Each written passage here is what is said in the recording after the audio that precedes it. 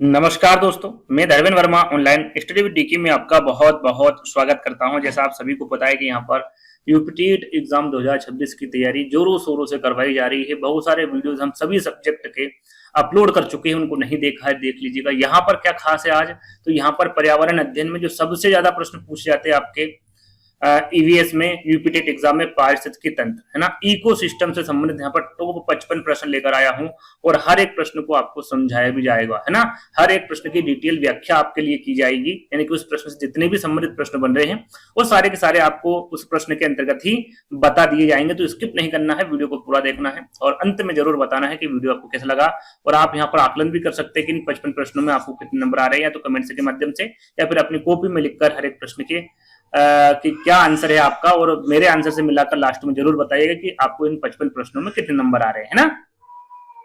Video अच्छा लगे तो लाइक जरूर करना, शेयर कर दीजिएगा और चैनल को जरूर सब्सक्राइब कर लीजिएगा यदि आप यूपीटेट की तैयारी कर रहे हैं। तो शुरुआत करते हैं। देखिए, पहला प्रश्न आपसे पूछा गया है कि जो पारिस्थितिकी शब्द है ये किसके द्वारा पेश किया गया था। यहाँ पर देखिए दो तरीके के प्रश्न आते हैं। एक तो भारतीय आता है कि भारतीय पारिस्थितिकी शब्द जो है वो भारतीय द्वारा कब पेश किया गया था, किसके द्वारा पेश किया गया था, इस प्रकार से प्रश्न आता है। और सीधा सीधा पूछे, दोनों के आंसर अलग अलग है ना। हम देखेंगे, पहले इसका आंसर जान लेते हैं। यदि आपसे पूछे कि पारिस्थितिकी शब्द किसके द्वारा पेश किया गया, तो हेकेल के द्वारा किया गया क्या, ओडोम, टॉन्सले या फिर मिश्रा। देखिए, यदि यहाँ पर सीधा सीधा पूछे तो आपका सही आंसर क्या होगा, हेगले, है ना। आंसर हेगले द्वारा पारिस्थितिकी शब्द पेश किया गया था। यदि भारतीय के बारे में पूछे तो वो रहेंगे आपके रामदेव मिश्रा, है ना। आगे हम यहाँ पर चर्चा करेंगे, मैंने यहाँ पर लिखा हुआ है, सारी चीजें आपको क्लियर हो जाएगी। वे पारिस्थितिकी को अंग्रेजी में क्या कहते हैं, इकोलॉजी कहते हैं, है ना। और इकोलॉजी शब्द की उत्पत्ति यदि पूछे सीधा सीधा कि भाई इकोलॉजी शब्द की उत्पत्ति किस भाषा से हुई है, तो ग्रीक भाषा से हुई है। किस भाषा से हुई है, ग्रीक भाषा के ओकोस एवं लोगोस दो शब्दों के योग से बना, एक तो ओकोस और दूसरा लोगोस। इसके अर्थ अलग अलग होते हैं। ओकोस की हम बात करें तो इसका अर्थ होता है वास स्थान अर्थात रहने की जगह, और लोगोस का अर्थ होता है अध्ययन अर्थात निवास स्थान के अध्ययन को ही क्या कहा जाता है, इकोलॉजी यानी कि पारिस्थितिकी कहते हैं या फिर कहा जाता है। याद रखिएगा, यदि पूछे इसका अर्थ पूछ ले या फिर भाषा पूछ ले तो आपको पता होना चाहिए। सारी जानकारी मैं आपको दे चुका हूं। जैसे कि यहाँ पर लिखा हुआ कि इकोलॉजी सिस्टम शब्द का जो सर्वप्रथम प्रयोग किया गया था वो अनुसर्ट हैकेल द्वारा किया गया था। यदि भारत में पूछे कि भारत में पारिस्थितिकी के जनक कौन होंगे, तो डॉक्टर रामदेव मिश्र होंगे। यदि भारत में पूछे तो आपको डॉक्टर रामदेव मिश्र लगाना है। यदि भारत में नहीं पूछे तो अनसट हैकेल आपको करेक्ट आंसर लगा देना है, आपका बिल्कुल सही आंसर होगा, है ना। तो ये सारी जानकारी मैंने आपको दे दी। आगे बढ़ेंगे दूसरे प्रश्न पर कि जो पारिस्थितिकी तंत्र के घटक होते हैं वो कितने होते हैं, 1, 2, 3 या 4। सरल सा प्रश्न, सभी को पता है, इसलिए आंसर भी मैंने यहीं पर रख दिया। देखिए, पारिस्थितिकी तंत्र के घटक कितने होते हैं, दो होते हैं। उसको तत्व भी कहते हैं, जो होता पहला आपका जैविक तत्व या फिर जैविक घटक, और दूसरा होता है अजैविक घटक, है ना। दो तरह के आपके घटक होते हैं, जैविक घटक और अजैविक घटक। जैविक घटक के अंतर्गत आप क्या जाते हैं, उत्पादक, उपभोक्ता और अपघटक। उत्पादक में आपके जो पादप जगत में जो पेड़ पौधे होते हैं वो आ जाते हैं, और उपभोक्ता में प्राथमिक उपभोक्ता, द्वितीय उपभोक्ता, तृतीय और उच्च मांसाहारी उपभोक्ता वगैरह जो भी होते हैं वो उपभोक्ता के अंतर्गत आते हैं। और अपघटक किसे कहते हैं, एक एक करके जैसे जैसे प्रश्न आता जाएगा वैसे वैसे मैं आपको जानकारी देता जाऊंगा। तो ये तो हो गया आपका जैविक घटक के बारे में, है ना। अब बात करते हैं अजैविक घटक के बारे में। ये दोनों ही पूछे जाते हैं और अजैविक घटक में थोड़ा सा आपको यहाँ पर परेशानी होगी। तो अजैविक घटक जो होते हैं उसमें मृदा एवं जलवायु आदि सारी चीजें होती हैं, और भी चीजें होती हैं, वो आगे हम चर्चा करेंगे उस पर, है ना। इसके अंतर्गत आपके आते हैं कार्बनिक घटक, अकार्बनिक घटक और भौतिक घटक। अब कार्बनिक घटक के अंतर्गत आपके जो जल लवण गैस होती है वो कार्बनिक घटक के अंतर्गत जाएगी। अकार्बनिक घटक के अंतर्गत आपका जो प्रोटीन हो जाएगा, कार्बोहाइड्रेट, लिपिड, यूरिया, ह्यूमस, ये सभी किसके अंतर्गत आएंगे, अकार्बनिक घटक के अंतर्गत आएंगे। भौतिक घटक की हम बात करें तो ऊर्जा, वायु, प्रकाश, ताप, ये सभी भौतिक घटक के अंतर्गत आएंगे। सीधा सीधा प्रश्न पूछा जाएगा, भाई अजैव घटक के अंतर्गत अकार्बनिक घटक कौन कौन से, या फिर कार्बनिक घटक कौन से हैं, भौतिक घटक कौन से, इस प्रकार से प्रश्न आपसे पूछे जाते हैं। तो ये एक डायग्राम के माध्यम से मैंने सारी जानकारी आपको दे दी है। यदि अच्छी लगे तो वीडियो को लाइक जरूर करना, है ना। तो आपको ये समझ में आ गया होगा, और इसकी डिटेल में भी जानकारी मैं दूंगा। जैसे जैसे प्रश्न आएंगे वैसे वैसे एक एक करके मैं जानकारी आपको देता जाऊंगा। जैसे कि मैंने अभी आपको बताया कि पारिस्थितिकी तंत्र के कितने घटक होते हैं, दो घटक। पहला होता है जैविक और दूसरा होता है अजैविक। जिसमें जीवित होते हैं वो जैविक होते हैं, और जिसमें प्राण नहीं होते हैं वो अजैविक होते हैं, है ना। एक पारिस्थितिकी तंत्र में निम्नलिखित शामिल है। क्या शामिल है भैया, केवल सजीव जीव है, सजीव जीव और भौतिक कारक है, केवल कीड़े हैं या फिर केवल भौतिक कारक है। देखिए इसमें सजीव जीव भी आ जाएंगे आपके, भौतिक कारक कीड़े, सारी चीजें आएगी, लेकिन केवल नहीं, केवल ऐसा नहीं कि सजीव नहीं, सजीव जीव के साथ साथ क्या हो जाएगा आपका भौतिक कारक हो जाएगा, है ना, ये एक पारिस्थितिक तंत्र में शामिल होते हैं। तो बी वाला विकल्प क्या हो जाएगा आपका सही हो जाएगा। अगला प्रश्न पूछा आपसे कि एक झील में दूसरा पोषक स्तर क्या होता है। एक पहला भी होता है, पहला पोषक स्तर, लेकिन यहाँ पर दूसरा पोषक स्तर पूछा गया है। क्या कवक है, नीतल जीव समूह है, पशु पलवक है या फिर पादप पलवक है। तो देखिए यहाँ पर एक झील में दूसरा पोषक स्तर के बारे में पूछे तो आपका हो जाएगा ये दूसरा है, दूसरा पशु पलवक है, और पहला कौन सा हो जाएगा आपका, पहला हो जाएगा आपका पादप पलवक। पहला पोषक स्तर के बारे में पूछे तो पादप पलवक और दूसरा पूछे तो पशु पलवक, है ना।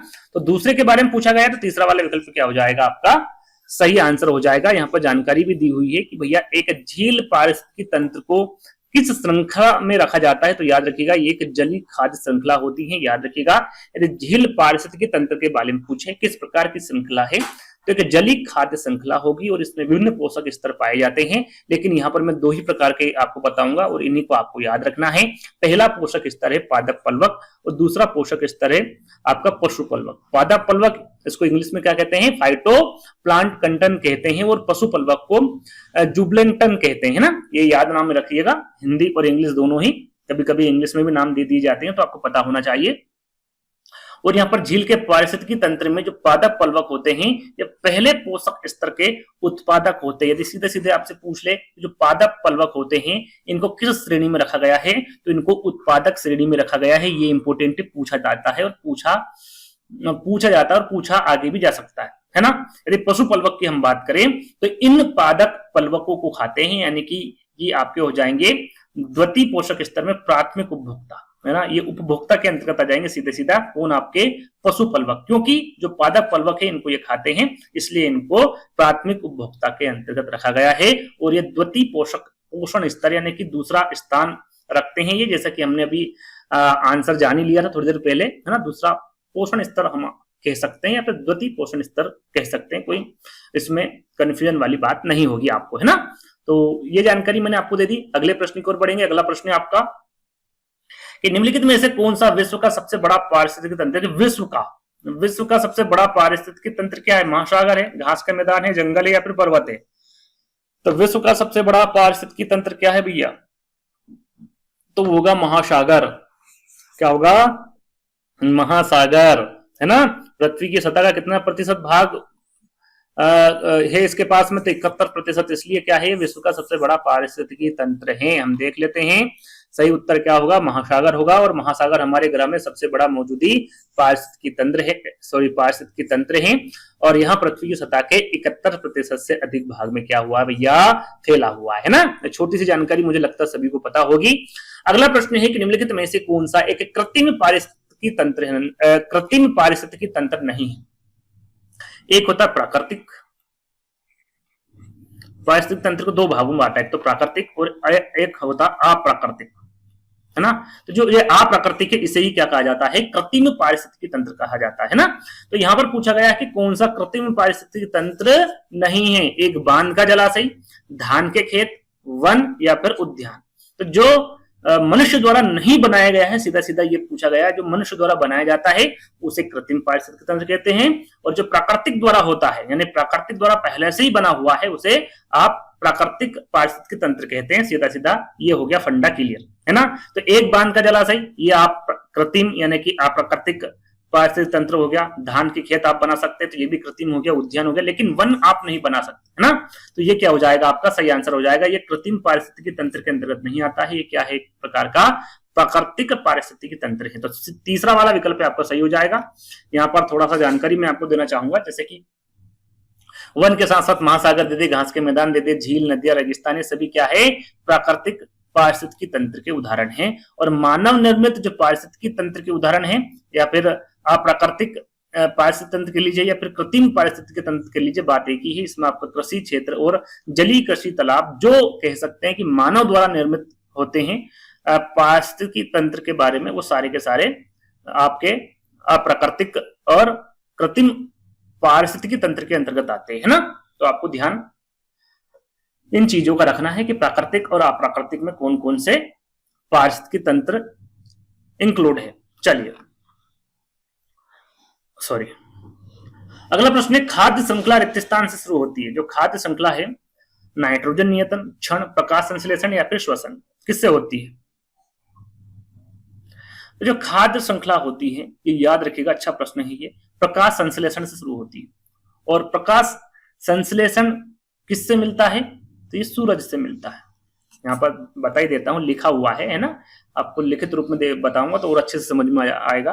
जो एक खाद्य श्रृंखला है वो प्राथमिक ऊर्जा स्रोत से शुरू होती है। यदि प्राथमिक कौन सा स्रोत है यदि पूछे, जैसा कि अभी प्रश्न में पूछा गया, तो ऊर्जा स्रोत है, ये याद रखेगा। और ये आमतौर पर सूरज श्रृंखला की अगली कड़ी एक जीव है, यानी कि किससे प्राप्त होता है? ये सूरज से होता है। लेकिन इसकी जो अगली कड़ी है, जैसे कि ये है सूरज, है ना, इसकी अगली कड़ी क्या है? एक जीव है। जीव के तौर पर आप किसको रख सकते हैं? यहाँ पर पौधे, जो कि उत्पादक है ना, उत्पादक, प्राथमिक उपभोक्ता, द्वितीय उपभोक्ता, सारी चीजें हम एक एक करके डिस्कस करेंगे। तो ये हो गया आपके सूरज। सूरज में एक जो अगली कड़ी कौन जोड़ेगा? जीव। और जीव में कौन आ जाएंगे? पौधे। और पौधे क्या होते हैं? उत्पादक होते हैं, जो प्राथमिक ऊर्जा स्रोत से अपना भोजन बनाता है। और एक उदाहरण है प्रकाश संश्लेषण। इसको क्या कहेंगे? पौधे को प्रकाश संश्लेषक कहेंगे, क्योंकि ये अपना भोजन स्वयं बनाता है। याद रखिएगा, यही एक ऐसा उत्पादक है जो अपना भोजन स्वयं बनाता है, लेकिन जो भी उसके बाद में जो आपके उपभोक्ता हो जाएंगे, है ना, अपघटक हो जाएंगे, किसी और पर आश्रित होते हैं। लेकिन आपके जो पौधे होते हैं या फिर जो उत्पादक होते हैं, वही एक ऐसे जीव होते हैं जो कि अपना भोजन क्या करते हैं? स्वयं बनाते हैं। और सूर्य के प्रकाश से किससे बनाते हैं? सूर्य के प्रकाश से अपना भोजन बनाते हैं, प्रकाश संश्लेषण का उपयोग करके, है ना।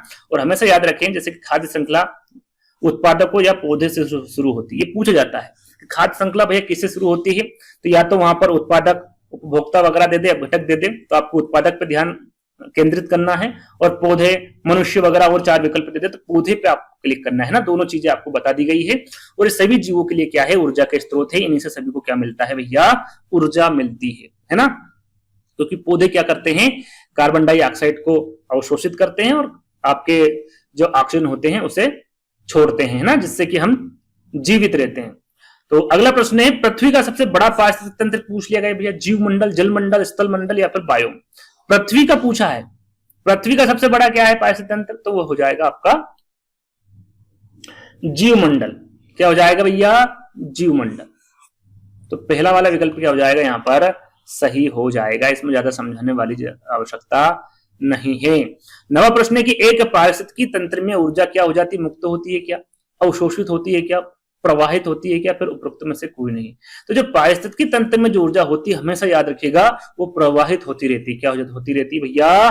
प्रवाहित होती रहती है। खाद्य जाल खाद्य श्रृंखलाओं का एक नेटवर्क है, जहां सभी श्रृंखलाएं स्वाभाविक रूप से क्या होती है? परस्पर जुड़ी होती। याद रखिएगा, जो खाद्य श्रृंखलाएं क्या है? एक नेटवर्क है। किसका? खाद्य जाल का। और जो सभी श्रृंखलाएं होती हैं, ये स्वाभाविक रूप से एक दूसरे से क्या होती? परस्पर जुड़ी होती है। और बात करें, यहां पर एक और प्रश्न पूछा जाता है आपसे कि खाद्य श्रृंखला में ऊर्जा का जो प्रवाह होता है वो कैसा होता है? तो याद रखिएगा, एक दिशात्मक होता है। एक दिशात्मक किस प्रकार का होता है कि जब एक बार जब यहां अगले टॉपिक यानी कि जो पोषक स्तर होता है उस तक पहुंच जाती है, तो वापस उधर नहीं जाती। यानी कि एक बार यदि इस यहां तक पहुंच गई तो इसके आगे जाएगी, ना कि इसके पीछे जाएगी। तो क्या हो जाएगा? एक दिशात्मक होता है एक खाद्य श्रृंखला में ऊर्जा का प्रवाह। याद रखिएगा, क्योंकि ये फिर से वापस पीछे नहीं जाती है, आगे पोषण जो स्तर होगा वहां चली जाएगी। तो यहां पर सही आंसर क्या हो जाएगा आपका? प्रवाहित होती है ना। चलिए, झील में सुपोषण किसकी उपस्थिति के कारण होता है? डीओ और बैक्टीरिया के, नाइट्रोजन और फास्फोरस के, बीओटी और सीओडी के, या फिर क्रोमियम और पारा के। यहाँ पर जो सुपोषण है ये किसकी उपस्थिति के कारण होता है झील में? ये पूछा गया है। तो याद रखिएगा, ये नाइट्रोजन और फास्फोरस के कारण होता है। यहाँ पर इसकी जानकारी भी दी गई है कि भाई झील में जो सुपोषण होता है वो मुख्य रूप से पानी में नाइट्रोजन और फास्फोरस जैसे पोषक तत्वों की उपस्थिति के कारण होता है। किसके कारण होता है? नाइट्रोजन और फास्फोरस जैसे पोषक तत्वों की उपस्थिति के कारण होता है। और उससे क्या होता है? तो इससे शैवाल और जलीय पौधों की अत्यधिक वृद्धि होती है। और इससे क्या होगा कि यहाँ अत्यधिक वृद्धि ऑक्सीजन की कमी का कारण बनेगी और जलीय जीवों को क्या करेगी भैया? ये नुकसान पहुंचाती है ना। चलिए, अगला प्रश्न की एक कृत्रिम पारिस्थितिकी तंत्र का उदाहरण है। फिर यहाँ पर कृत्रिम पूछा गया है, या कह सकते हैं कि अप्राकृतिक, मानव निर्मित, है ना। किसी प्रकार से आप देख सकते हैं। तो एक तालाब का पारिस्थितिकी तंत्र, एक जंगल का पारिस्थितिकी तंत्र, घास के मैदान का, या फिर उपरोक्त में से कोई नहीं।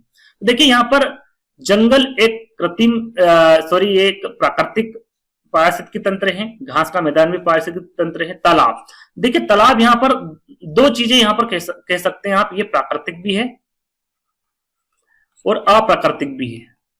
कैसे, आगे मैं इसके बारे में जानकारी दूंगा, है ना। इसको आप प्राकृतिक रूप में भी देख सकते हैं, अप्राकृतिक में भी। अब यहाँ पर आप देखेंगे 4 विकल्प हैं। अब 4 विकल्प में ऐसा कोई स्पष्ट रूप से नहीं दिखाई दे रहा है जो कि आपका कृत्रिम पारिस्थितिकी तंत्र है, यही एक है। क्योंकि जंगल और घास के मैदान हम यहाँ पर कह सकते हैं, दोनों के दोनों आप कह सकते हैं कि ये प्राकृतिक पारिस्थितिकी तंत्र है, ना कि कृत्रिम, है ना। तो कृत्रिम पारिस्थितिकी तंत्र के बारे में पूछा गया है, तो तालाब आपका क्या हो जाएगा, एक तालाब का पारिस्थितिकी तंत्र, क्योंकि तालाब जो होता है वो मानव निर्मित भी होता है और ये प्राकृतिक रूप से भी होता है ना।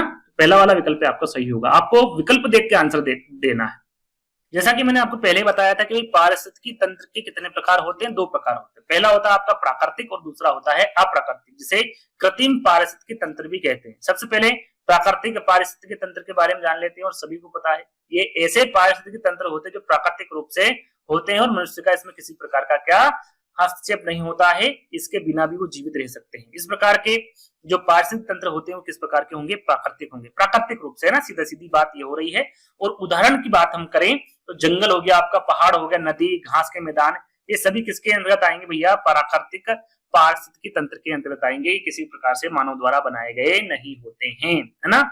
लेकिन यहाँ पर मानव निर्मित या फिर कृत्रिम पारिस्थितिकी तंत्र की हम बात करें तो जब मानव अपने उद्देश्य को पूरा करने के लिए जो विद्यमान पारिस्थितिकी तंत्र है उसमें संशोधित करता है, या फिर वो स्वयं पारिस्थितिकी तंत्र का निर्माण करता है, या फिर प्राकृतिक स्थिति की नकल करता है, उसे क्या कहते हैं, कृत्रिम पारिस्थितिकी तंत्र कहते हैं। सीधा सीधा मानव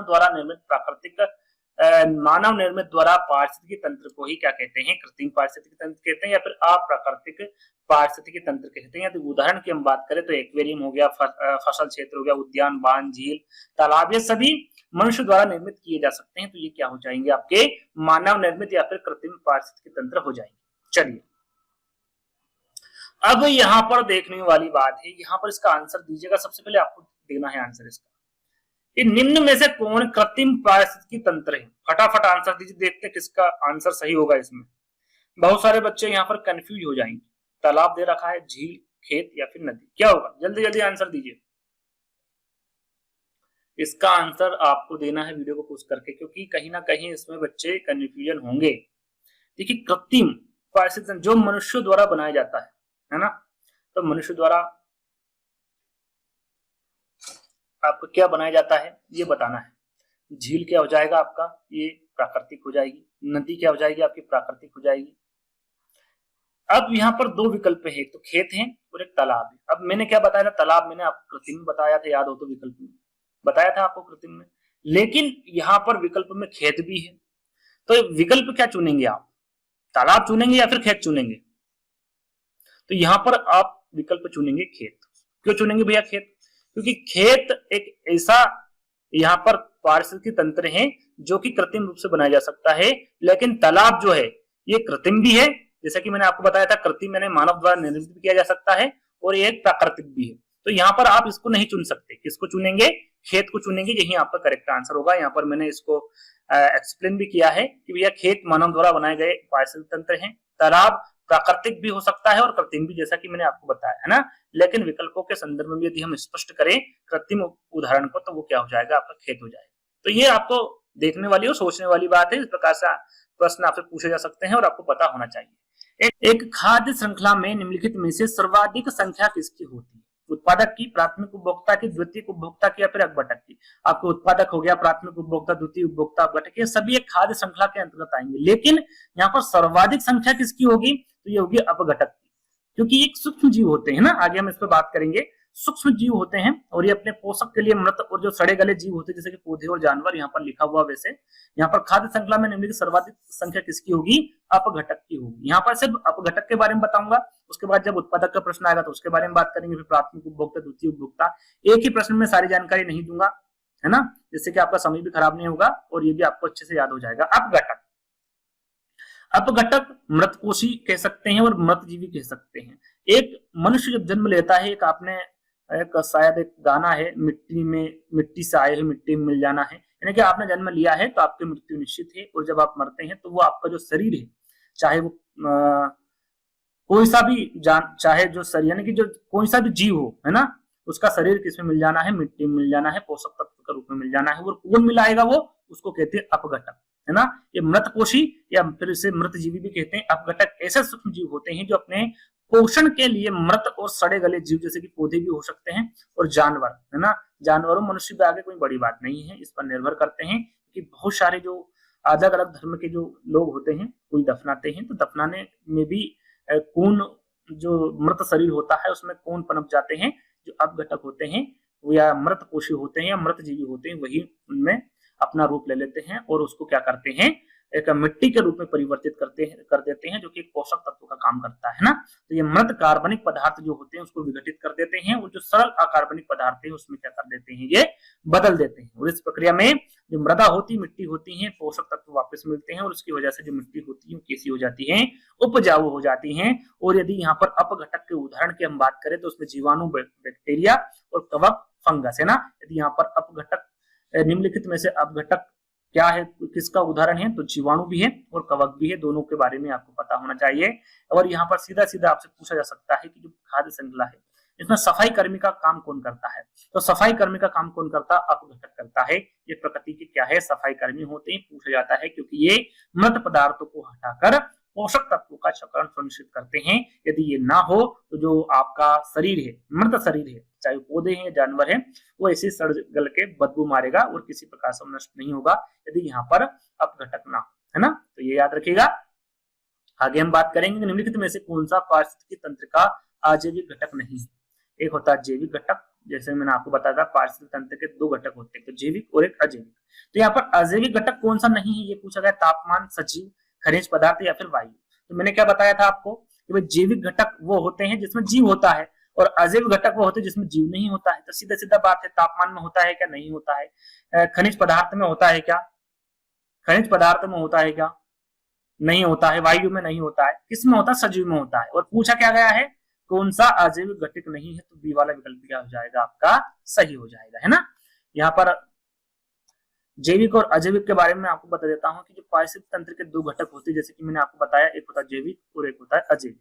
अजैविक घटकों में आपके सूर्य का प्रकाश हो गया, ऑक्सीजन हो गया, नमी, खनिज, तापमान, मृदा, वायु, जल, लवणता, यानी कि कह सकते हैं जिसमें जीव नहीं है। सीधा सीधा फंडा ये है ना, क्या सूर्य के प्रकाश में क्या नहीं है, जो मैंने आपको अभी ऑक्सीजन, नमी, खनिज, तापमान, मृदा, वायु, जल और लवणता बताए, किसी में भी जीव किसी प्रकार से नहीं होता है, लेकिन ये एक दूसरे के पूरक होते हैं ना। जैविक घटकों के बारे में हम बात करें जो सजीव में शामिल होते हैं, जिसमें पादप, जो उत्पादक में सभी पौधे वगैरह हो गए, पशु जो उपभोक्ता, प्रथम उपभोक्ता, द्वितीय उपभोक्ता, यानी कि जिसमें जीव होते हैं, वो सभी जैविक घटकों के अंतर्गत आते हैं ना। सीधी सीधी बात है, इससे आप विकल्पों में से पता कर सकते हैं।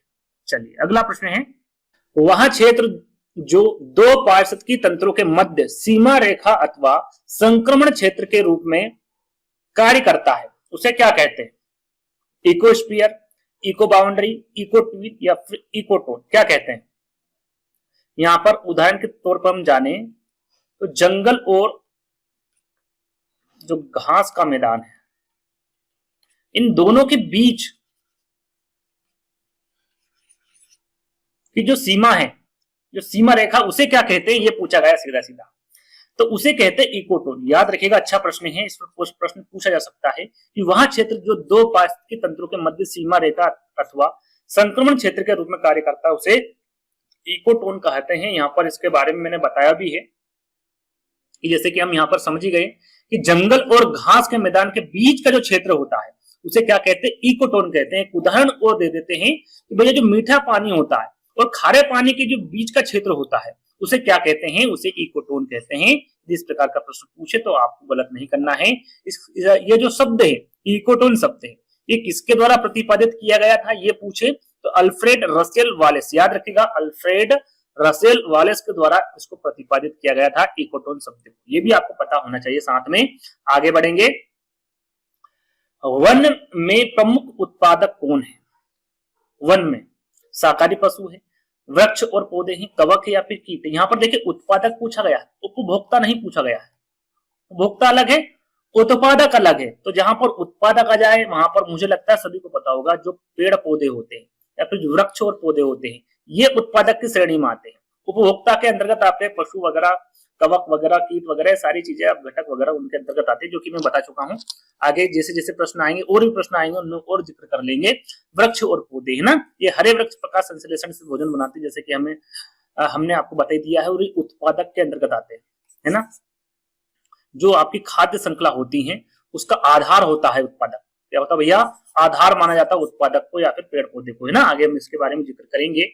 आगे बात करें प्राथमिक उपभोक्ता कौन होता है? शेर, बाघ, हिरण या फिर कवक। अब यहाँ पर देखिए उत्पादक की बात नहीं की जा रही। उत्पादक क्या होता है? पेड़ पौधे, है ना। लेकिन यहाँ पर अब उपभोक्ता की बात की जा रही है। तो प्रथम उपभोक्ता ना तो शेर होगा, शेर, बाघ, ये सभी किसके अंदर आते हैं? तृतीयक या फिर उच्च उपभोक्ता के अंतर्गत, है ना, सर्वोच्च जिसे कहते हैं। तो ये तो हो नहीं सकते। कवक आपका किसके अंतर्गत आ जाएगा? अपघटक के अंतर्गत जाएगा, अपघटक। हिरण, जो हिरण होता है ये आपके प्राथमिक उपभोक्ता के अंतर्गत आता है। और प्राथमिक उपभोक्ता किसे कहते हैं? जो पेड़ पौधों पर अपना जीवन निर्वाह करते हैं उसे क्या कहा जाता है? प्राथमिक उपभोक्ता कहते हैं। क्या कहते हैं? प्राथमिक उपभोक्ता को। जो पेड़ पौधों पर अपना जीवन निर्वाह करते हैं, पेड़ पौधे को खाते हैं, उनको क्या कहते हैं? प्राथमिक उपभोक्ता कहा जाता है। तो हिरण आपका करेक्ट आंसर हो जाएगा। अपघटक का कार्य यहाँ पर पूछा गया क्या है भैया? भोजन बनाना है क्या? मृत पदार्थों का विघटन करना है क्या? ऊर्जा संग्रहण करना है क्या? प्रोटीन बनाना ना। तो भोजन बनाते, भोजन कौन बनाते? पेड़ पौधे बनाते हैं। ऊर्जा संग्रहण वो भी पेड़ पौधे करते हैं, प्रोटीन भी वही बनाते हैं। लेकिन मृदा पदार्थों का विघटन, यह अपघटन का कार्य होता है, जो कि मैं स्पष्ट तौर पर आपको समझा चुका हूँ और ये सारी चीजें मैं आपको बता चुका हूँ, है ना। इसको डबल से पढ़ने की आवश्यकता नहीं है। पारिस्थितिकी तंत्र में ऊर्जा का अंतिम स्रोत क्या है? देखिए अंतिम स्रोत पूछा गया है ऊर्जा का। किससे प्राप्त होती? पौधे से, सूर्य से, मिट्टी से, जल से। सीधा सीधा प्रश्न है। देखिए प्रश्न इस प्रकार से पूछे और विकल्प इस प्रकार से दे तो आंसर खोजना कोई बड़ी बात नहीं है। सूर्य ना, सभी को पता है ऊर्जा का अंतिम स्रोत है। या फिर ऊर्जा का स्रोत भी यदि पूछे तो वो कौन सा क्या होगा भैया? आपका सूर्य होगा, है ना, क्योंकि सभी जैविक गतिविधियों की ऊर्जा सूर्य से ही आती है ना। चलिए, कौन सा अजैविक घटक है? देखिए यहाँ पर अजैविक घटक के बारे में पूछ लिया गया है। और अजैविक घटक के बारे में तो मुझे लगता है कि मैं आपको यदि 4 विकल्प पढ़ूंगा तो आंसर आप फटाफट बता देंगे। क्या मछली है, पेड़, प्रकाश या फिर खरगोश? अजैविक घटक जिसमें जीव नहीं होता, जो निर्जीव होते हैं। क्या मछली निर्जीव है? क्या नहीं है। पेड़ निर्जीव है? क्या नहीं है। खरगोश निर्जीव है? क्या नहीं है। प्रकाश किसके अंतर्गत आता है? अजैविक घटक के अंतर्गत आता है। और यही आपका क्या होगा? करेक्ट आंसर होगा। ये सभी जैविक घटक के अंतर्गत आएंगे, है ना। चलिए, सरल सा प्रश्न था। और अजैविक घटकों में मैंने आपको बताया था सूर्य का प्रकाश, ऑक्सीजन, नमी, खनिज, तापमान, मृदा, वायु, जल, लवणता, है ना। ये भी आप यदि याद नहीं कर पा रहे हैं तो सीधा सीधा आपको पता होना चाहिए। जिसमें जीव नहीं होता या जो निर्जीव होते हैं वो सभी के सभी अजैविक घटक के अंतर्गत आएंगे। और ये सरल सी चीज है, आप कर सकते हैं इसको। खाद्य श्रृंखला की शुरुआत कहां से होती है भैया? शाकाहारी से, मांसाहारी से, उत्पादक से या फिर अपघटक से? खाद्य श्रृंखला की शुरुआत, या फिर मैंने क्या बताया था, जो आधार होता है वो क्या होता है भैया? पेड़ पौधे या फिर उत्पादक। और उत्पादक क्या है? खाद्य श्रृंखला की इसको शुरुआत कहा जाता है। और उत्पादक के अंतर्गत कौन आएंगे? पेड़ पौधे आएंगे, है ना। यहाँ पर उत्पादक की हम बात कर लेते हैं, आपको समझा देते हैं। वैसे तो आपको पता चली गया है, शुरू में हमने इसके बारे में बात कर ही ली थी कि खाद्य श्रृंखला पौधे से शुरू होती है। किससे होती है? पौधे से। उत्पादक क्या होते हैं भैया?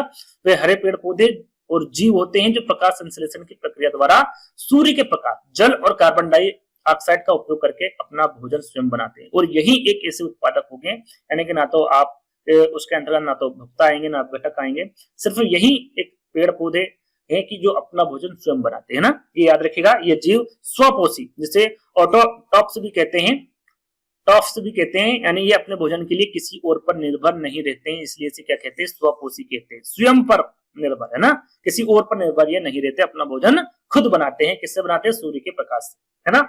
चलिए, बल्कि पृथ्वी के अन्य जीवों के लिए भी भोजन और ऊर्जा का निर्माण करते हैं। किसका? भोजन और ऊर्जा का, है ना। जैसे कि आपका हिरण वगैरह हो गया जो प्राथमिक उपभोक्ता के अंतर्गत आते हैं। प्राथमिक उपभोक्ता को द्वितीयक उपभोक्ता खा जाएगा, फिर तृतीयक उपभोक्ता खा जाएगा, तो ये सर्कल चलती रहती है। और फिर अपघटन के माध्यम से वो मिट्टी में मिल जाएगा, है ना। तो एक सर्कल होता है, एक खाद्य श्रृंखला होती है जिसके माध्यम से सारी ये चीजें चलती रहती हैं। तो एक खाद्य श्रृंखला का आधार होता है और पृथ्वी पर जीवन के लिए भी आवश्यक होता है। या सीधा सीधा पूछा जाता है कि खाद्य श्रृंखला का आधार क्या होता है, तो पेड़ पौधे विकल्प में दे या फिर उत्पादक देते हैं ना, दोनों में से कोई सा भी दे दे, आपको पता होना चाहिए। खाद्य जाल किसे कहते हैं? खाद्य श्रृंखला अलग होती, जाल अलग होती, केवल एक श्रृंखला होती है, कई खाद्य श्रृंखलाओं का आपस जुड़ाव होता है, केवल उत्पादक होता है, केवल शाकाहारी होता है। यदि केवल एक श्रृंखला तो खाद्य श्रृंखला हो गई, लेकिन खाद्य जाल के बारे में पूछे तो कई खाद्य श्रृंखलाओं का आपसी जुड़ाव होता है। बी वाला विकल्प आपका सही होगा, है ना, क्योंकि एक अनेक खाद्य श्रृंखलाओं से मिलकर क्या बनती है? खाद्य जाल बनता है। मानव किस प्रकार का उपभोक्ता भैया? इसे किस श्रेणी में रखेंगे आप? शाकाहारी में, मांसाहारी में, सर्वाहारी में या फिर अपघटक में? शाकाहारी, शाकाहारी जो पेड़ पौधे पर निर्भर रहते हैं। मांसाहारी जो जीव होते हैं, है ना, जैसे हिरण वगैरह हो गया, है ना, जो छोटे छोटे जीव होते हैं या फिर बड़े बड़े जीव होते हैं, उन पर निर्भर रहते हैं मांसाहारी। और सर्वाहारी यानी कि वो शाकाहारी भी होते हैं और मांसाहारी भी होते हैं, उसे सर्वाहारी कहते हैं। अपघटक के बारे में आपको बता चुका हूं। तो मानव क्या है? मानव शाकाहारी भी है भैया, है ना, और मांसाहारी भी है। तो इन दोनों को क्या कहते हैं? सर्वाहारी कहते हैं। जो शाकाहारी और मांसाहारी होते हैं उसे क्या नाम दिया गया है? सर्वाहारी दिया गया है। और मानव किस प्रकार का उपभोक्ता है? तो सर्वाहारी उपभोक्ता है। वे जीव होते हैं जो पौधे यानी कि शाकाहारी और जो अन्य जीव होते हैं यानी कि मांसाहारी दोनों को खाते हैं। तो उसमें मनुष्य भी आ गया, मनुष्य का कौवा, पूंछले, कुत्ता, बिल्ली, मोर, ये सभी क्या है? शाकाहारी भी होते हैं, नहीं पेड़ पौधे से भी ये अपना भरण पोषण करते हैं, और ये मांसाहारी भी होते हैं। तो उसमें आपका मनुष्य, कौवा, कुत्ता, बिल्ली, मोर, है ना, ये सारे किसके अंतर्गत आ जाएंगे? सर्वाहारी के अंतर्गत आ जाएंगे। जैव विविधता सबसे अधिक कहां पर पाई जाती है? रेगिस्तान में, वर्षावन में, टुंड्रा में या फिर घास भूमि में? सरल सा और अच्छा प्रश्न है। जैव विविधता तो ये वर्षावन, जहां पर वर्षावन होगा वहीं पर आपकी जैव विविधता सबसे अधिक पाई जाएगी, है ना, यानी कि उष्णकटिबंधीय वर्षावन जैव विविधता के लिए प्रसिद्ध है। घास, हिरण, शेर यहाँ उदाहरण है किसके है? घास क्या है भैया? एक उत्पादक है ना। हिरण क्या है? ये प्राथमिक उपभोक्ता है, प्राथमिक लिख देता हूं बस। शेर क्या है? ये एक तृतीय या फिर उच्च श्रेणी वाला जो आपका उपभोक्ता होता है वो उसके अंतर्गत शेर आता है। तो ये क्या है भैया? खाद्य जाल, खाद्य श्रृंखला, अपघटन है या फिर ऊर्जा चक्र है क्या? तो एक प्रकार का खाद्य जाल है ना। घास को हिरण खाता है और हिरण को शेर खाता है, तो एक प्रकार की चेन हो गई, उसको क्या कहेंगे? खाद्य श्रृंखला कहेंगे। बी वाला विकल्प क्या हो जाएगा आपका? करेक्ट हो जाएगा। यह एक सरल क्रम होता है जिसमें ऊर्जा एक जीव से दूसरे जीव में स्थानांतरित होती है, क्योंकि घास हिरण खाएगा और हिरण को शेर खा जाएगा, तो एक दूसरे में स्थानांतरित होती रहती हैं। और जैसे घास, जैसे कि यहाँ पर लिखा हुआ, जैसे घास को हिरण और फिर हिरण को शेर खाता है, यानी कि उत्पादक हो गया आपका घास, हिरण आपका प्राथमिक उपभोक्ता, और शेर जो है मांसाहारी या फिर इसको तृतीय उपभोक्ता या जो उच्च कोटि के जो उपभोक्ता, उसके अंदर आप इसको रख सकते हैं ना। चलिए अगला प्रश्न, अपघटक कौन है? यहाँ पर देखिए अपघटक के बारे में पूछा गया, और अपघटक के बारे में आपको बता चुका हूं। बकरी और गाय है क्या? शेर और बाघ है क्या? कवक और जीवाणु है क्या? हिरण और खरगोश है क्या? मैंने अपघटक के उदाहरण आपको बताए थे, और कितने उदाहरण? 2 उदाहरण बताए थे। एक बताया था आपको जीवाणु और दूसरा क्या बताया था आपको? कवक। बताए 2, और 2 ही किसके अंतर्गत आएंगे? आपके अपघटक के अंतर्गत आएंगे। तीसरा वाला विकल्प क्या हो जाएगा आपका? सही हो जाएगा, है ना। ये सारी चीजें मैं आपको बता चुका हूं, है ना। यदि आपको पढ़ना है यहाँ पर पुश करके पढ़ लीजिएगा, क्योंकि मैं आपको इसके बारे में पहले जानकारी दे चुका हूं, है ना। चलिए, पारिस्थितिकी तंत्र में सबसे ऊपर कौन होता है? सबसे ऊपर पूछा गया। उत्पादक, प्राथमिक उपभोक्ता, द्वितीयक उपभोक्ता या फिर तृतीयक उपभोक्ता? एक ये पिरामिड है। क्या है ये? पिरामिड। इससे मैंने समझाने की कोशिश की। सबसे पहले क्या होता? उपभोक्ता, जिसको घास हो गया है ना, फिर होता प्राथमिक उपभोक्ता, फिर द्वितीयक उपभोक्ता, और फिर होता तृतीयक उपभोक्ता यानी कि शेर। तो शेर किसकी श्रेणी में आता है? तृतीयक उपभोक्ता की, और ये सबसे ऊपर होता है। सबसे निचला पूछे तो उत्पादक होगा, ये ध्यान रखिएगा। तो यहाँ पर क्या आ जाएगा आपका? तृतीयक उपभोक्ता करेक्ट आंसर हो जाएगा, है ना। जैसे कि यहाँ पर देखिए उत्पादक, उसके बाद प्राथमिक उपभोक्ता, फिर आपका द्वितीयक उपभोक्ता और फिर आपका तृतीयक उपभोक्ता। तृतीयक उपभोक्ता किसे कहते हैं? इन्हें शीर्ष मांसाहारी, है ना, शीर्ष मांसाहारी कहते हैं। ये भोजन के लिए द्वितीयक उपभोक्ताओं को खाते हैं। जो द्वितीयक उपभोक्ता होते हैं उनको ये खाते हैं। और यहाँ पर तृतीयक उपभोक्ता में आपके शेर हो गया, बाज, चीता, बाज, गिद्ध, सभी किसके अंतर्गत आ जाएंगे? ये सभी के सभी तृतीयक उपभोक्ता के अंतर्गत आ जाएंगे। इसे शीर्ष मांसाहारी भी कहते हैं, ये याद रखिएगा ना, या फिर शीर्ष उपभोक्ता भी कहा इनको जाता है। चलिए, कौन सा एक अजैविक चक्र है? आप यहाँ पर अजैविक चक्र सीधा सीधा प्रश्न है और सीधा सीधा आंसर है। आपका खरगोश जैविक में आएगा, मछली जैविक में, बाघ जैविक में, लेकिन जो नाइट्रोजन चक्र है ये आपका अजैविक चक्र में आएगा और यही आपका क्या हो जाएगा, करेक्ट आंसर होगा, है ना। जैसे कि आपका जल हो गया, कार्बन, नाइट्रोजन आदि, ये क्या है, जो चक्र होंगे अजैविक चक्र के अंतर्गत आएंगे। रेगिस्तान में प्रमुख उत्पादक कौन है? अब रेगिस्तान की बात की जा रही है। रेगिस्तान में यहाँ पर देखिए उत्पादक कौन होगा, घास, झाड़ी और कैक्टस, शेर या फिर बकरी, तो ये तीनों नहीं होंगे। साधारण सा प्रश्न है, घास, पेड़ पौधे वगैरह ये सारी चीजें उत्पादक के अंतर्गत आती है, लेकिन रेगिस्तान के बारे में पूछा गया है तो घास आपका क्या हो जाएगा, यहाँ पर करेक्ट आंसर हो जाएगा। पारिस्थितिकी तंत्र का संतुलन किससे बिगड़ता है? जो पारिस्थितिकी तंत्र का संतुलन है, क्या वो पेड़ लगाने से बढ़ेगा? नहीं, अच्छा होगा, यहाँ पर वर्षा से भी अच्छा होगा, सूर्य के प्रकाश से भी अच्छा, प्रदूषण से बिगड़ जाता है पारिस्थितिकी तंत्र का संतुलन। तो बी वाला विकल्प सरल सा प्रश्न था, 4 विकल्प पड़ेंगे, आंसर आपके सामने होगा। अगला प्रश्न, वायुमंडल में कार्बन डाइऑक्साइड किस प्रक्रिया में बढ़ती है? जो कार्बन डाइऑक्साइड है ये कौन सी प्रक्रिया है जिसमें बढ़ जाएगी भैया? प्रकाश संश्लेषण बढ़ेगी क्या? नहीं बढ़ेगी। जल चक्रण से बढ़ेगी क्या? नहीं बढ़ेगी। नाइट्रोजन स्तरीकरण से बढ़ेगी क्या? नहीं बढ़ेगी। किससे बढ़ेगी? जब हम श्वास लेते हैं, श्वास लेने में हम किसको ग्रहण करते हैं? ऑक्सीजन को ग्रहण करते हैं, और कार्बन डाइऑक्साइड छोड़ेंगे तो इससे बिल्कुल बढ़ेगी। दहन, है ना, हम जो कह सकते हैं, यहाँ पर लिखा हुआ है ईंधन, ईंधन का जो दहन है, यानी उसको हम जलाएंगे तो भी कार्बन डाइऑक्साइड निकलेगी और उससे उसकी मात्रा बढ़ जाएगी। यानी जीवों की श्वसन क्रिया यानी कि श्वास छोड़ने में और ईंधन का दहन यानी कि जलाने में वायुमंडल में क्या होगा, कार्बन डाइऑक्साइड की मात्रा बढ़ जाएगी। तो श्वसन व दहन आपका क्या हो जाएगा, करेक्ट आंसर होगा, ये वाला बी वाला, है ना। चलिए अगला प्रश्न, झील पारिस्थितिकी तंत्र में शीर्ष उपभोक्ता कौन है? अब देखिए यहाँ पर शीर्ष उपभोक्ता तो पूछा गया है, जैसे कि हमने देख लिया शेर या फिर तृतीय उपभोक्ता, और तृतीय उपभोक्ता में कौन कौन से जीव आते हैं वो मैंने आपको बता दिया, लेकिन वो जीव ही क्या यहाँ पर नहीं है, मछली, शैवाल, मेंढक, बगुला। क्यों नहीं है? क्योंकि झील के बारे में पूछा गया, झील पारिस्थितिकी तंत्र के बारे में पूछा गया है, तो यहाँ पर ये चीजें अलग हो गई, उत्पादक आपका अलग हो गया, प्रथम, द्वितीय, तृतीय उपभोक्ता, ये सारी चीजें यहाँ पर डिफरेंट हो गई। तो क्या होगा भैया, जो शीर्ष पर होगा वो बगुला होगा। क्या होगा? बगुला होगा, क्योंकि बगुला को ऊपर कोई नहीं खाता। झील की हम यहाँ पर बात करें तो यहाँ पर देखिए, झील में बगुला बगैर शीर्ष से शिकारी होता है। यहाँ पर झील में आपके उत्पादक, प्राथमिक उत्पादक, द्वितीय उपभोक्ता, प्राथमिक उपभोक्ता है, द्वितीय उपभोक्ता और तृतीय उपभोक्ता, यानी कि शीर्ष उपभोक्ता कौन कौन से हैं उसके बारे में एक एक करके जानेंगे। लेकिन झील के बारे में पूछे तो ये काम करेगा आपका, है ना, प्राथमिक उत्पादक या फिर सीधे सीधे उत्पादक भी यहाँ पर हम कह सकते हैं कि झील पारिस्थितिकी तंत्र में भोजन का आधार क्या है। जैसे कि हमने पहले जाना था कि भोजन का आधार क्या हो जाएगा भैया, भोजन का आधार आपका पेड़ पौधे हो जाएंगे, पेड़ पौधे, है ना, या फिर उत्पादक हो जाएंगे। तो यहाँ पर उत्पादक तो है, लेकिन यहाँ पर क्या हो जाएगा, आधार शैवाल हो जाएगा, फाइटोप्लैंक्टन हो जाएगा, है ना, जो प्रकाश संश्लेषण के माध्यम से ऊर्जा बनाते हैं, जैसे कि पेड़ पौधे बनाते हैं। ये झील में बनाते हैं, वो हमारे पृथ्वी पर बनाते हैं, स्थल मंडल में बनाते हैं। तो ये एक चीज हो गई आपकी। यदि यहाँ पर पूछे कि झील पारिस्थितिकी तंत्र में उत्पादक कौन होंगे, तो आपको पता होना चाहिए वो शैवाल होंगे, है ना, फाइटोप्लैंक्टन होंगे, है ना, ये याद रखिएगा, है ना। और यहाँ पर हम उपभोक्ता की बात करें तो उपभोक्ता में जो ऐसे जीव जो प्राथमिक उत्पादक को खाते हैं, यानी प्राथमिक उत्पादक कौन हो जाएगा, शैवाल हो जाएगा।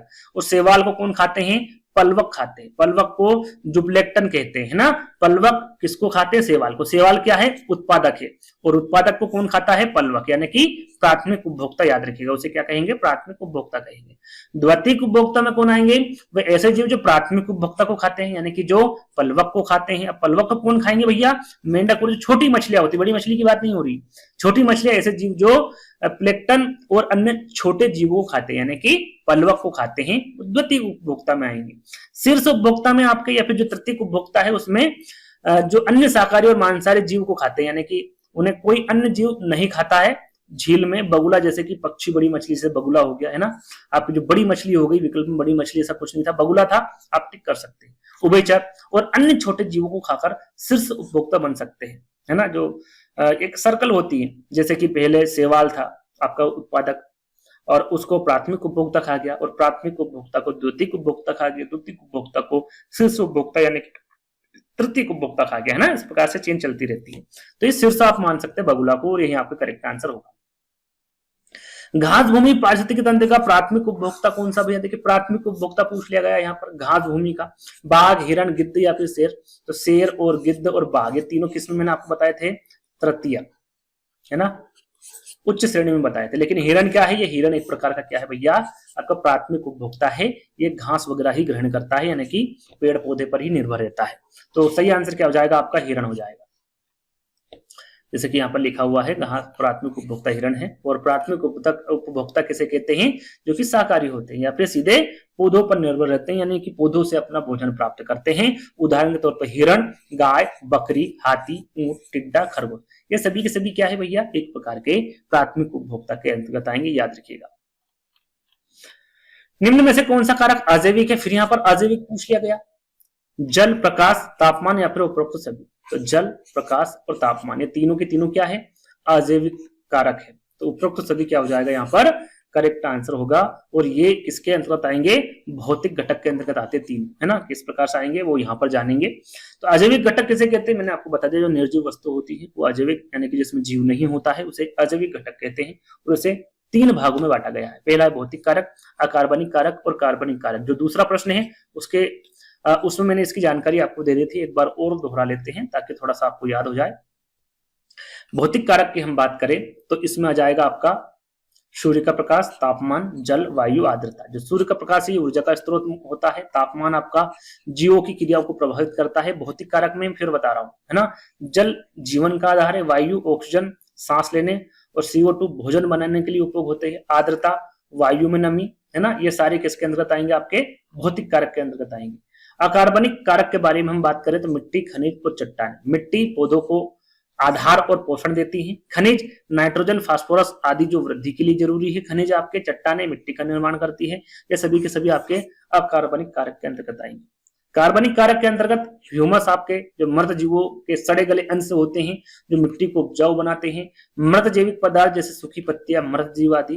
कार्बोहाइड्रेट, वसा, प्रोटीन, ये पोषक तत्व मिट्टी को उपजाऊ बनाने में योगदान देते हैं। तो ये सभी के सभी किसके अंतर्गत आ जाएंगे भैया, कार्बनिक कारक के अंतर्गत आएंगे। तो तीन कारक मैंने आपको बता दिए जो कि अजैविक कारक के अंतर्गत, अजैविक घटक के अंतर्गत होंगे। तो इनके बारे में आपको पता होना चाहिए। समुद्र में मुख्य उत्पादक कौन है, शार्क, पलवक, शैवाल, डॉल्फिन या फिर व्हेल। तो यहाँ पर देखिए समुद्र में भी पानी होता है, झील में भी पानी होता है, तो वही यहाँ पर उत्पादक होंगे, वही यहीं पर वही आपके प्राथमिक, द्वितीयक और तृतीयक उपभोक्ता होंगे। तो समुद्र में मुख्य उत्पादक के बारे में पूछा गया। तो उत्पादक मैंने क्या बताया था आपको, जल्दी से बताइए क्या बताया था। मैंने बताया था आपको शैवाल, पलवक शैवाल, है ना। तो ये जो बी वाला विकल्प होगा ये सही होगा, फाइटो प्लांकटन। समुद्र में मुख्य उत्पादक क्या हो जाएगा आपका, पलवक शैवाल हो जाएगा। और ये सूक्ष्म प्रकाश संश्लेषण जीव सूर्य के प्रकाश और पोषक तत्वों का उपयोग करके अपना भोजन बनाते हैं और समुद्री खाद्य श्रृंखला की नींव बनाते हैं। कौन, आपका पलवक शैवाल। याद रखिएगा, अच्छा प्रश्न है, आपको पता होना चाहिए। चलिए अगला प्रश्न, खाद्य श्रृंखला में ऊर्जा का कितना प्रतिशत भाग अगले स्तर तक जाता है, 50, 20, 10 या फिर 90, कितना जाता है खाद्य श्रृंखला में। तो खाद्य श्रृंखला में जो 100% है, इनका 100% का कितना जाता है भैया, अगले स्तर तक भाग मात्र 10% जाता है। कितना, 10% जाता है। यहाँ पर लिखा हुआ है देखिए कि 10% खाद्य श्रृंखला के अगले स्तर तक लगभग 10% ऊर्जा ही पहुंचती है। शेष 90% ऊर्जा क्या होती है, उष्मा के रूप में नष्ट हो जाती है। किस रूप में, ऊर्जा के रूप में। मात्र 10% ऊर्जा ही पहुंचती है। और ये जो 10% है ये चयापचय प्रक्रिया में उपयोग हो जाती है और इसे 10% का नियम भी कहते हैं। याद रखिएगा 10% के नियम के अंतर्गत आएगी। इसे क्या कहेंगे, 10% का नियम कहेंगे। यहाँ पर देखिए तृतीयक उपभोक्ता के बारे में पूछा गया, खरगोश, लोमड़ी, हिरण या फिर गाय। तृतीयक उपभोक्ता, क्या खरगोश मांसाहारी है, नहीं है। क्या हिरण मांसाहारी है, नहीं है। क्या गाय मांसाहारी है, नहीं है। क्या है, लोमड़ी, है ना। लोमड़ी को तृतीयक उपभोक्ता की श्रेणी में रखा गया। लोमड़ी, शेर, बाघ, है ना, बाज, ये सभी आपके तृतीयक उपभोक्ता के अंतर्गत आएंगे। तो व्याख्या यहाँ पर देखिए, तृतीयक उपभोक्ता जो शीर्ष मांसाहारी, जो कि मैं आपको बता चुका हूँ, ये भोजन के लिए द्वितीयक उपभोक्ताओं को खाते हैं, जैसे कि शेर, बाघ, चीता, बाज, गिद्ध, सभी उदाहरण किसके हैं, तृतीयक उपभोक्ता के। द्वितीयक उपभोक्ता, इन्हें प्रथम श्रेणी के मांसाहारी भी कहते हैं। ये भी मांसाहारी होते हैं और ये भी मांसाहारी होते हैं, लेकिन ये शीर्ष मांसाहारी होते हैं, यानी कि द्वितीयक उपभोक्ता को खाने वाले तृतीयक उपभोक्ता होते हैं। ये भोजन के लिए प्राथमिक उपभोक्ताओं पर निर्भर होते हैं, जैसे कि मेंढक, सांप, छिपकली, छोटे कीड़े मकोड़े, ये सारे के सारे द्वितीयक उपभोक्ता के अंतर्गत आएंगे, है ना। चलिए, पारिस्थितिकी तंत्र का ग्रीन लंग्स, हरे फेफड़े किसे कहते हैं, समुद्र, वर्षावन, रेगिस्तान या फिर नदी। अच्छा प्रश्न है। ग्रीन लंग्स जो होता है वो किसे कहते हैं, या फिर हरे फेफड़े किसे कहते हैं, तो ये किसे कहा जाता है, तो ये वर्षावन को कहा जाता है। किसे कहेंगे भैया, वर्षावन को कहेंगे, है ना।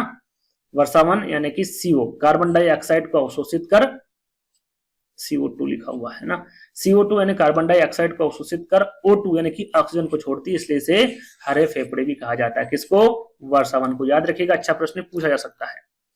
मानव पारिस्थितिकी तंत्र पर सबसे अधिक प्रभाव किससे डालता है, प्रदूषण और वनों की कटाई, अधिक वर्षा, नाइट्रोजन स्थिरीकरण या फिर जैव विविधता।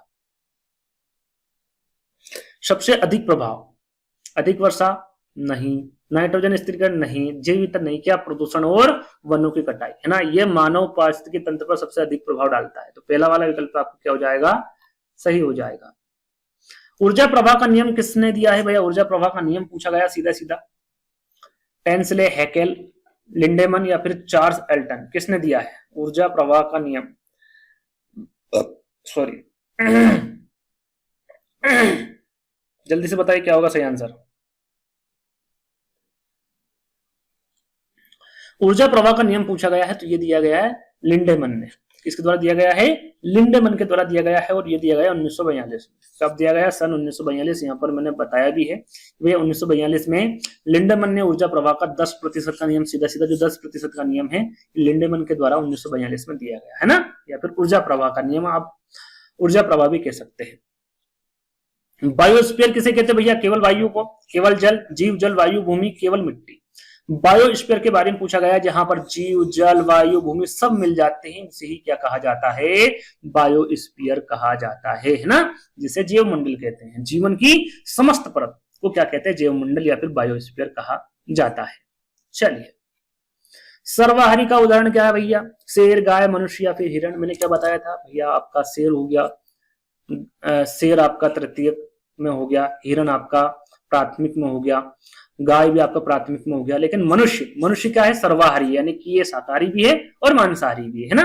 तो तीसरा वाला विकल्प आपका क्या हो जाएगा, सही हो जाएगा। वनस्पति पृथ्वी का क्या कार्य करती है, तापमान बढ़ाती है। वनस्पति पृथ्वी का क्या कार्य करती है, तापमान बढ़ाती है, कार्बन डाइऑक्साइड छोड़ती है, ऑक्सीजन छोड़कर वायु शुद्ध करती है, या फिर ऊर्जा नष्ट करती है। क्या है सही आंसर, वनस्पति क्या करती है, ऑक्सीजन छोड़कर वायु को शुद्ध करती है, और खुद क्या करती है, कार्बन डाइऑक्साइड ग्रहण करती है। तो यहाँ पर तीसरा वाला विकल्प क्या हो जाएगा, आपका सही हो जाएगा। और सरल सा प्रश्न था, मुझे नहीं लगता कि कोई बच्चा ऐसा होगा जिसको इसका आंसर नहीं पता होगा। अगले प्रश्न की ओर बढ़ेंगे। समुद्र में सबसे निचले स्तर का उपभोक्ता, सबसे निचले, हमने सबसे ऊपर का भी देखा, अब निचला स्तर बताना, पलवक, मछली, डॉल्फिन या फिर व्हेल। सबसे निचला स्तर आपको बताना है उपभोक्ता का।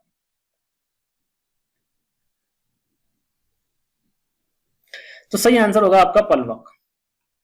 क्या हो जाएगा, पलवक होगा। देखिए, सबसे निचला स्तर पूछा गया है ना, ये वाला स्तर, सबसे उच्चतम स्तर नहीं पूछा गया। निचला स्तर कौन सा हो जाएगा, आपका पलवक हो जाएगा, क्योंकि मैंने झील के माध्यम से आपको बताया था, है ना। झील में जो झील का जो प्रश्न था, उसमें सारी जानकारी मैं आपको दे चुका था। तो शैवाल खाते हैं पलवक, और ये आधार उपभोक्ता होते हैं किसके, समुद्र कह सकते हैं या फिर झील के।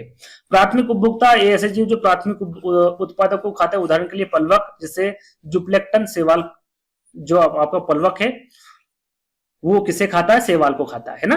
तो ये याद रख लीजिएगा, प्राथमिक उपभोक्ता के अंदर। शैवाल क्या है, शैवाल मैंने आपको क्या बताया, उत्पादक है ये शैवाल, है ना।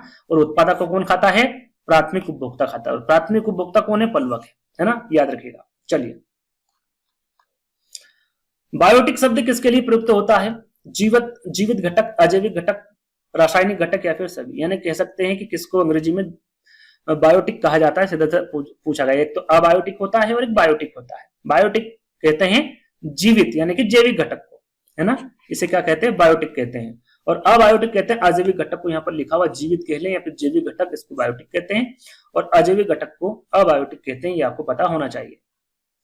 सूर्य से आने वाली ऊर्जा किसमें परिवर्तित होती है, रासायनिक ऊर्जा में, ताप ऊर्जा में, ध्वनि ऊर्जा में या फिर चुंबकीय ऊर्जा में। अच्छा प्रश्न है, सूर्य से आने वाली ऊर्जा किसमें परिवर्तित होती है, तो याद रखिएगा हमेशा यह रासायनिक ऊर्जा में परिवर्तित होती है। किसमें, रासायनिक ऊर्जा में, है ना। पौधे सूर्य की ऊर्जा को ग्लूकोज में, रासायनिक ऊर्जा में, रासायनिक ऊर्जा के रूप में क्या करते हैं, संग्रहित करते हैं। तो रासायनिक ऊर्जा आपका क्या हो जाएगा, करेक्ट आंसर होगा।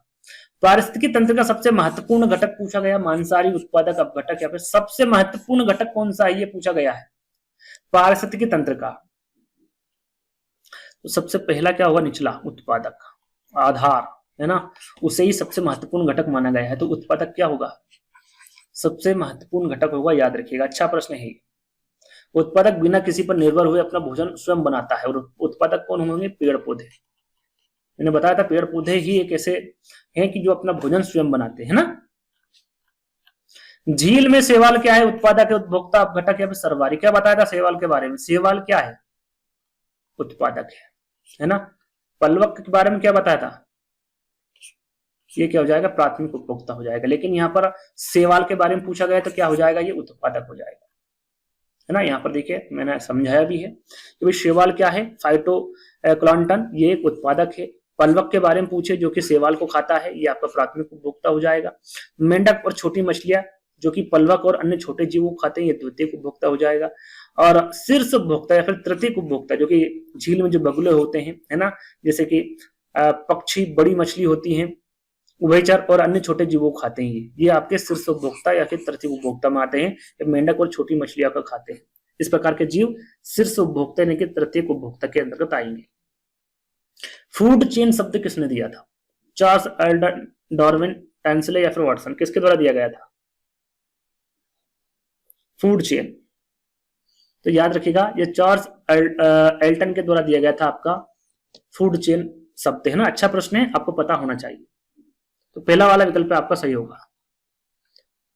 वायुमंडल में सबसे अधिक गैस कौन सी, भाई वायुमंडल में ऑक्सीजन, कार्बन डाइऑक्साइड, नाइट्रोजन या फिर हीलियम। सभी को पता है, सरल सा प्रश्न है। कौन सा है भैया, नाइट्रोजन। कितना है, 78%। इसके बाद कौन सी है, ऑक्सीजन, 28%, है ना। यह आपको मैं थोड़ी देर पहले भी बता चुका हूं, जैसे लिखा भी हुआ है, लगभग 78% नाइट्रोजन है और उसके बाद ऑक्सीजन है लगभग 21%। वनस्पति कटाव रोकती है, वायु को रोककर, जड़ों द्वारा मिट्टी को बांधकर, ऑक्सीजन छोड़कर या फिर छाया बनाकर। तो सरल सा प्रश्न है, वनस्पति जहां पर होगी वो कटाव को रोकती है, कैसे, जड़ों द्वारा मिट्टी को बांधकर, जड़ों में मिट्टी को बांध लेती है और वो कटाव होने से रोकती है ना। बी वाला विकल्प आपका सही होगा। जीवों की कुल संख्या को क्या कहते हैं, सरल सा प्रश्न है, जैव विविधता, जनसंख्या, पारिस्थितिकी या फिर खाद्य जाल। सरल सा है प्रश्न, पढ़ेंगे आंसर आपके सामने होगा। जीवों की कुल संख्या को क्या कहते हैं, जनसंख्या कहते हैं। बी वाला विकल्प आपका सही होगा। रेगिस्तान में प्रमुख उपभोक्ता कौन होते हैं, रेगिस्तान में ऊंट और छिपकली, शेर, बाघ या फिर घोड़ा। सरल सा है ना। 4 विकल्प पढ़ेंगे, आंसर आपके सामने होगा। शेर आपका, बाघ, घोड़ा नहीं होगा, क्या होगा, ऊंट और छिपकली। ये क्या है, रेगिस्तान में प्रमुख उपभोक्ता कह सकते हैं। तो पहला वाला विकल्प आपका सही होगा। कार्बन चक्र में कार्बन डाइऑक्साइड CO2 लिखा हुआ है, पौधों द्वारा किस प्रक्रिया में ली जाती है, श्वसन, प्रकाश संश्लेषण, अपघटन या फिर नाइट्रोजन स्थलीकरण। ये भी अच्छा प्रश्न है, आपको पता होना चाहिए। कार्बन चक्र में जो कार्बन डाइऑक्साइड या CO2 है, पौधों द्वारा ये प्रकाश संश्लेषण की जो प्रक्रिया है उसमें ली जाती है। प्रकाश संश्लेषण आपका यहाँ पर करेक्ट आंसर होगा। अगला और अंतिम प्रश्न, जैसे कि हमने आपको बताया था टोटल 55 प्रश्न है और सफाई कर्मी के बारे में भी बताया था कि सफाई कर्मी किन्हें कहा जाता है, प्रकृति के, उत्पादक, प्राथमिक उपभोक्ता, तृतीयक उपभोक्ता या फिर अपघटक, किसे कहा जाता है। सरल सा प्रश्न है। चलिए या क्यूज के तौर पर मैं आपको दे देता हूं, क्योंकि काफी बार इसका आंसर मैंने आपको बताया है। तो क्वेश्चन नंबर 55 डालकर आपको बताना है भैया ए उत्पादक सही है, बी प्राथमिक उपभोक्ता सही है, सी तृतीयक उपभोक्ता या फिर डी। जो आंसर सही है वो आपको 55 क्वेश्चन नंबर 55 डालकर बताना है ना। सरल सा प्रश्न है, काफी बार इसके बारे में बता चुका हूँ। तो आई होप आपको ये वीडियो पसंद आया होगा। पसंद आया तो वीडियो को क्या करना, आपको सभी को वीडियो को लाइक करना है, चैनल को सब्सक्राइब कर लेना है और अंत में जरूर बताना कि वीडियो आपको कैसा लगा। ये जरूर बताया करिए, है ना, वीडियो कैसा लगा, क्या आपको चाहिए, क्या नहीं चाहिए, किस प्रकार का वीडियो बनाना चाहिए, किस पर बनाना चाहिए। ये चीजें आप बताएंगे तो ही हमें पता चलेगा, है ना। तो सारी चीजें आप बता सकते हैं और चैनल को सब्सक्राइब कर लीजिएगा, है ना, ये जरूर कर लीजिएगा। चलिए तो अगले वीडियो में मिलते हैं जल्दी ही, जब तक के लिए धन्यवाद।